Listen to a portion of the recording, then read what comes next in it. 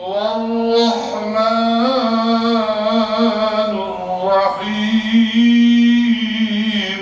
برېښنا شرکت دیني ازموینه کې پر لوړو نمرو لرونکو کارکوونکو ډالۍ وویشلې. د افغانستان برېښنا شرکت د ایبستان غونډې په ترڅ کې پر خپلو هغو کارکوونکو ډالۍ وویشلې چې د دعوت او ارشاد ریاست درسونو په دیني ازموینه کې لوړې نمرې ترلاسه کړې وې. په دې غونډه کې د افغانستان برېښنا شرکت عمومي اجرایوي رئیس ډاکټر عبدالباري عمر د دعوت او ارشاد ریاست په موخو هر اړخیزې خبرې وکړې او ترڅنګ یې زیاته کړه چې ټول باید په دین، قرآن او د حضرت محمد صلی الله علیه و آله وسلم په سنتو عمل وکړو. نو مهمه خبر دی زړه ده چې دین د تا زړه ته کاته سي.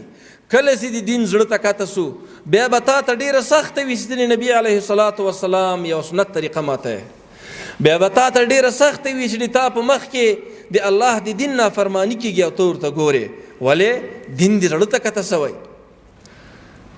نو فلهذا امر بالمعروف او نهي عن المنکر د ټول انبیاء کارو. ښاغلي ډاکټر صاحب عبدالباري عمر د برېښنا شرکت د دعوت او ارشاد ریاست د کارکړنو ستاینه وکړه او کارکوونکو ته یې لارښوونه وکړه چې د دعوت او ارشاد اړوند درسونه په غوره لیوالتیا سره تعقیب کړي.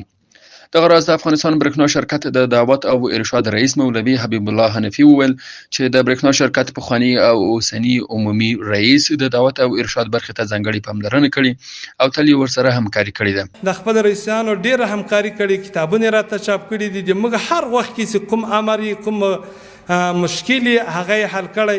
غونډه د دعوت او ارشاد ریاست د درسونو په دیني ازموینه کې د لوړو نمرو ترلاسه کوونکو ته د ډالیو په ویشلو سره پای ته ورسېده.